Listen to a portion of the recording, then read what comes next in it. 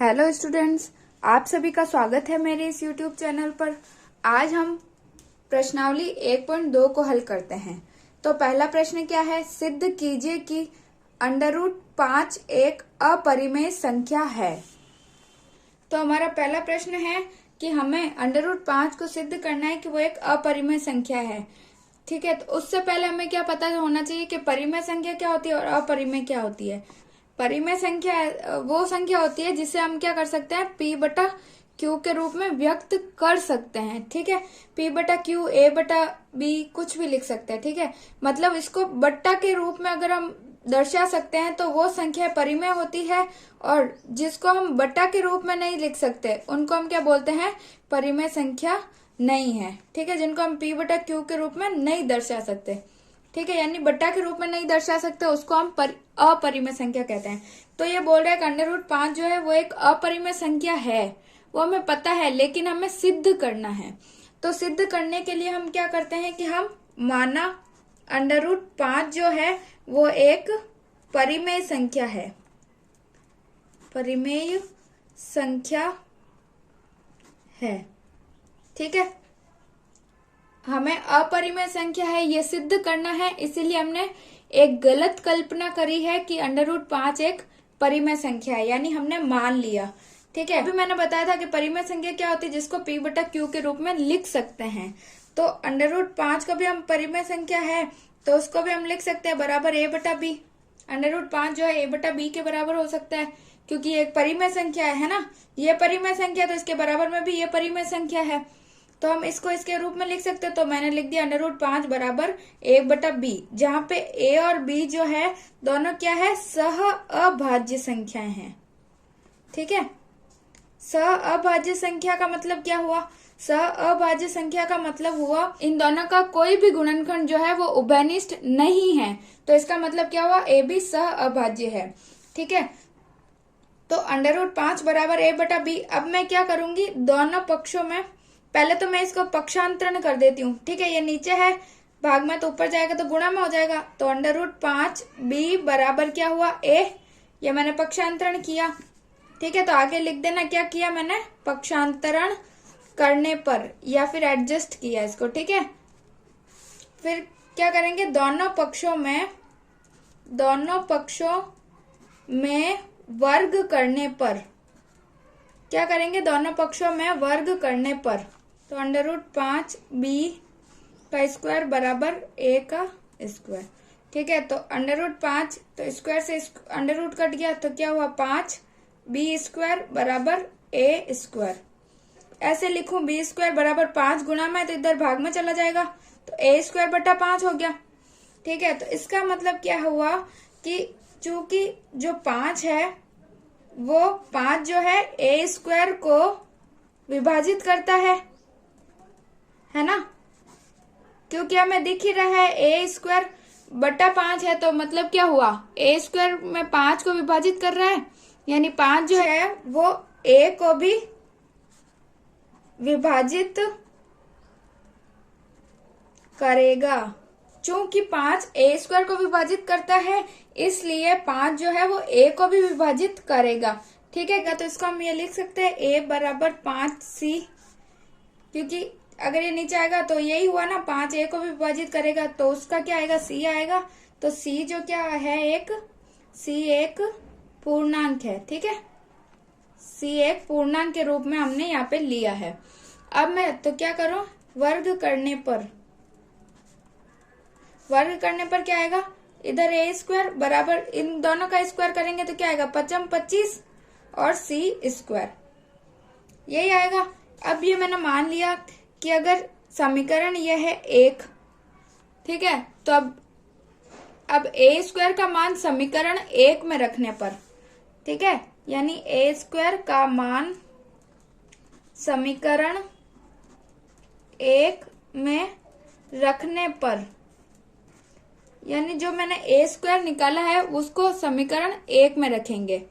ठीक है, तो समीकरण 1 में रखो तो क्या आएगा, B² बराबर A² की जगह क्या रखना है, 25C²/5। तो अब ये काटो, 5 एकम 5 और ये 5 25। तो अब क्या आया हमारे पास, बी स्क्वायर बराबर 5c²।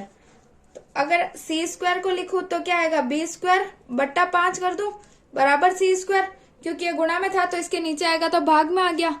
ठीक है, तो वापस हमारे पास क्या आ गई एक सिचुएशन कि चूंकि 5 जो है वो a² को विभाजित करता है, 5² जो है 5 जो है वो a² को विभाजित करता है, ये तो इसलिए 5 जो है वो b² को विभाजित करता है, तो 5 जो है b को भी विभाजित करेगा, है ना। ये किससे बोल रहे हैं हम, प्रमेय से। ठीक है, प्रमेय 1.2 से, कि जब 5 b² को विभाजित करता है तो 5 b को भी विभाजित करेगा। तो हमने अभी क्या देखा कि जो a है, 5 जो है वो a को भी विभाजित कर रहा है और 5 जो है वो b को भी विभाजित कर रहा है। ठीक है, यानी इसका मतलब क्या हुआ कि दोनों ही में 5 का गुणनखंड तो आ रहा है, a भी 5 से विभाजित हो रहा है और b भी 5 से विभाजित हो रहा है, यानी दोनों में एक गुणनखंड जो कॉमन आ रहा है वो क्या आ रहा है, 5। तो दोनों में 5 गुणनखंड जो कॉमन आ रहा है, तो जो हमने माना था कि वो सह-अभाज्य है, वो हमारी कल्पना क्या हो गई, गलत हो गई। ठीक है, तो अगर a और b भी सह-अभाज्य नहीं है तो √5 जो है वो भी क्या होगा, जो हमने परिमेय संख्या है माना था, वो भी हमारी जो कल्पना थी वो भी गलत सिद्ध हो गई। तो इसीलिए क्या है, √5 एक अपरिमेय संख्या है। अब हम क्या लिखेंगे कि a और b में कम से कम एक उभयनिष्ठ गुणनखंड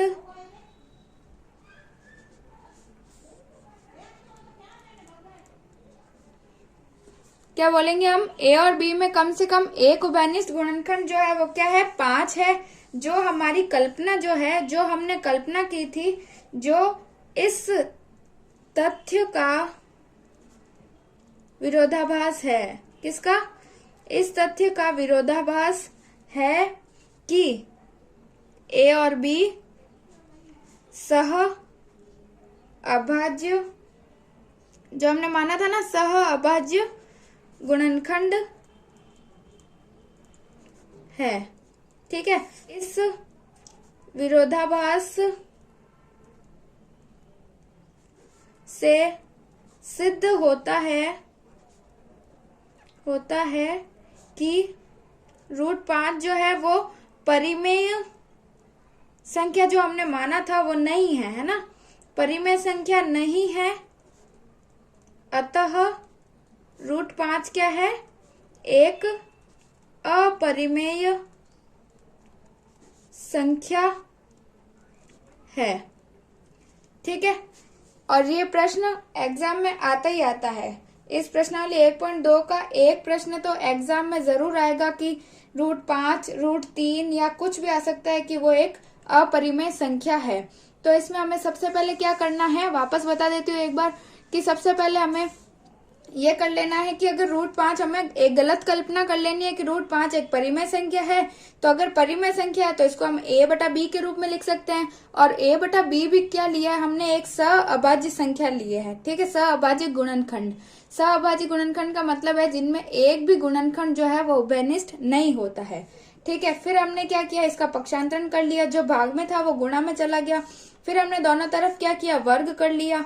फिर वर्ग करने पर हमारे पास क्या आया, b² बराबर a² बटा 5। तो a² बटा 5 का मतलब क्या हुआ, a² जो है वो 5 को विभाजित करता है, यानी 5 जो है वो a² को विभाजित करता है, तो 5 a को भी विभाजित करेगा। ये हमने प्रमेय 1.2 में देखा था। ठीक है, तो अगर 5 a को विभाजित करेगा तो a बराबर 5c होगा। ठीक है, क्योंकि a बटा 5 बराबर c जो हमने एक पूर्णांक के रूप में लिया है, फिर इसका पक्षांतरण किया तो a बराबर 5c आया। फिर इसमें क्या करेंगे, हम वापस इसका वर्ग करेंगे। तो वापस इसका वर्ग करने पर क्या आएगा हमारे पास, a² बराबर 25c²। फिर हमने समीकरण a में जो है, समीकरण 1 में हमने a² का मान रखा तो क्या आया, b² बराबर 5c²। अब 5 इसके नीचे आ गया तो b² बटा 5 आ गया। तो यानी 5 जो है वो b² को भी विभाजित करता है तो b को भी विभाजित करेगा। ठीक है, तो जब हमने माना था कि a और b में कोई भी एक गुणनखंड उभयनिष्ठ नहीं है, लेकिन जो 5 है वो a को भी विभाजित कर रहा है और b को भी विभाजित कर रहा है। इसका मतलब क्या हुआ, इन दोनों में जो उभयनिष्ठ गुणनखंड है वो कौन सा है, 5। तो एक भी गुणनखंड अगर उभयनिष्ठ है तो वो संख्या सहअभाज्य है ही नहीं, जो हमने मानी थी। तो हमारी वो कल्पना क्या हो जाती है, गलत हो जाती है। तो वो कल्पना गलत है, तो इसका मतलब जो हमने √5 एक परिमेय संख्या है ये माना था तो वो भी गलत हो गया। तो वो गलत है, तो इसका मतलब क्या सिद्ध हो गया कि हमारे पास √5 एक परिमेय संख्या है। ठीक है, तो पहला क्वेश्चन हो गया। अब हम देखते हैं दूसरा प्रश्न। सिद्ध कीजिए कि 3 + 2 √5 एक अपरिमेय संख्या है। तो हमने क्या किया था, जैसा पहला प्रश्न में किया था वैसे इसमें करना है। हम क्या करेंगे, मान लेते हैं, माना 3 + 2 √5 जो है वो एक परिमेय संख्या है। ठीक है, ये हमने मान लिया। तो परिमेय संख्या है तो इसको a/b के रूप में व्यक्त कर सकते हैं। तो 3 + 2 √5 बराबर a/b। ठीक है, जिसमें a और b क्या है, सहअभाज्य संख्याएं हैं। ठीक है, अब क्या करेंगे, हम पक्षांतरण करेंगे। तो 2 √5 जो है बराबर a/b, और ये इधर प्लस में था तो इधर पक्षांतरण किया तो किस में आएगा, माइनस में आ गया, -3। अब हम क्या करेंगे, इसका ल से ले ले, अगर बराबर a, अगर इसका ल से क्या आएगा, b आएगा। तो b है तो b, इधर b तो b, और फिर इधर a माइनस b लिया तो इधर क्या आएगा, तो 3b आ गया। तो अब क्या है, यहाँ पे 3 a और b दोनों तीनों क्या है, पूर्णांक है। यहाँ पे ये तीनों पूर्णांक है, तो यानी अगर ये पूर्णांक है तो ये कौन सी होगी, एक परिमेय संख्या है ये। ठीक है, ये परिमेय संख्या है। और इधर हमने देखा था कि √5 क्या है, अपरिमेय संख्या है। तो इधर परिमेय और इधर अपरिमेय, तो ये दोनों तो बराबर नहीं हो सकती है ना, परिमेय और अपरिमेय बराबर नहीं हो सकती, इसीलिए ये क्या है, हमारे पास एक विरोधाभास आ गया। ठीक है, विरोधाभास प्राप्त हुआ, अतः हमारी जो कल्पना थी वो गलत है और 3 + 2 √5 जो है वो एक अपरिमेय संख्या है। ठीक है, तीसरा प्रश्न क्या है, सिद्ध कीजिए कि निम्नलिखित संख्याएं अपरिमेय हैं। ठीक है, तीसरे के भी हमारे पास 3 प्रश्न है। पहला क्या है, 1/√2। 1/√2 को सिद्ध करना है कि ये एक अपरिमेय संख्या है। तो पहले हम क्या मान लेंगे कि 1/√2 एक परिमेय संख्या है। ये हमने क्या किया है, माना है। ठीक है, तो अगर 1/√2 परिमेय है तो 1/2 a/b के रूप में इसको व्यक्त कर सकते हैं। ठीक है, अगर a/b के रूप में व्यक्त करें और इसको सही से अरेंज करें यानी पक्षांतरण कर दें तो ये क्या आ जाएगा, b ऊपर चला गया और √2 इधर चला गया। ठीक है, यानी ये भी इधर चला जाएगा, a नीचे आ जाएगा और ये ऊपर चला जाएगा। ठीक है, तो b/a बराबर क्या हुआ, √2। ठीक है, लेकिन यहाँ पे जो था वो क्या है, a और b इधर क्या है, एक पूर्णांक के रूप में है। यहाँ पे a और b क्या है, पूर्णांक है। तो अगर ये पूर्णांक है तो यानी ये वाली कौन सी संख्या हो गई, परिमेय संख्या हो गई। और √2 हमें पता है क्या होती है, अपरिमेय संख्या है ना, ये परिमेय ये अपरिमेय। तो इनका क्या हो गया, विरोधाभास हो गया, क्योंकि कभी भी परिमेय बराबर नहीं होती अपरिमेय के। ठीक है, जो हमने माना था कि एक परिमेय संख्या है, लेकिन यहाँ पे ये विरोधाभास हमें प्राप्त हुआ है कि परिमेय बराबर अपरिमेय, जो कि नहीं होती है। तो इसीलिए इस विरोधाभास के कारण हमें क्या प्राप्त हुआ, विरोधाभास। ठीक है, विरोधाभास प्राप्त हुआ।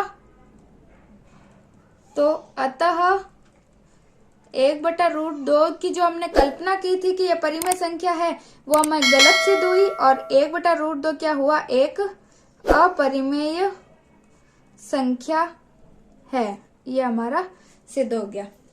ठीक है, दूसरा है 7√5। तो सबसे पहले क्या करना है, हम माना 7√5 जो है एक परिमेय संख्या है। तो परिमेय संख्या है तो इसको हम किससे व्यक्त करेंगे? a बटा b से, बराबर a बटा b। है तो हम क्या करेंगे अब? √5 7 है, इसको नीचे भेज देंगे तो a बटा 7b। ठीक है, तो यहाँ पे क्या हुआ? a, b और 7 ये तीनों क्या है? पूर्णांक के रूप में है, पूर्णांक है। तो यानी ये तो हमारे पास क्या है? परिमेय संख्या है। लेकिन जो √5 है वो क्या है? एक अपरिमेय संख्या है। तो ये दोनों इक्वल तो हो नहीं सकती क्योंकि यहाँ पे इक्वल टू है। तो हमें क्या हुआ? विरोधाभास हुआ। विरोधाभास प्राप्त हुआ। विरोधाभास का मतलब है कि जो हमने कल्पना की थी वो गलत सिद्ध हुई है। ठीक है, तो विरोधाभास प्राप्त हुआ। अतः जो 7√5 है वो एक अपरिमेय संख्या है।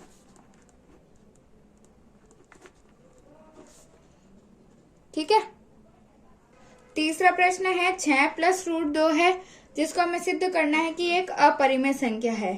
तो सबसे पहले क्या किया? माना 6 + जो √2 है वो एक परिमेय संख्या है। और परिमेय संख्या होती है तो उसको क्या कर सकते हैं हम? a बटा b के रूप में व्यक्त कर सकते हैं। तो a बटा b। ठीक है, फिर हमने क्या? पक्षांतरण कर लिया तो √2 बराबर a बटा b। ये इधर प्लस में था, इधर आया तो माइनस का 6। फिर क्या करेंगे हम? ल से ले लिया हमने, क्या लिया? b, इधर इसके नीचे 1 है। ठीक है, तो ऊपर तो a माइनस इधर 1 इंटू b, b इंटू 6। ठीक है, तो 6b। अब यहाँ पे जो a, b और 6 है तीनों ही क्या है? पूर्णांक के रूप में है। ठीक है, पूर्णांक है। अगर ये पूर्णांक है तो हमारे पास ये वाली संख्या क्या हुई? परिमेय संख्या होती है। ये परिमेय संख्या है और √2 हमें पता है कि एक अपरिमेय संख्या है। तो परिमेय और अपरिमेय बराबर नहीं हो सकती, इसीलिए ये भी हमें क्या हुआ? एक विरोधाभास के रूप में प्राप्त हुआ। तो विरोधाभास प्राप्त हुआ। अतः 6 + √2 एक अपरिमेय संख्या है। ये हमारा सिद्ध हो गया। ठीक है, यही हमें सिद्ध करना था। तो 1.2 है जो उसमें 3 सवाल थे जो हमने हल कर लिए हैं। ठीक है, और अगर आपको मेरे ये वीडियोस पसंद आ रहे हैं तो इनको लाइक करिए, अपने दोस्तों में शेयर करिए और मेरे इस YouTube चैनल को सब्सक्राइब जरूर कीजिए।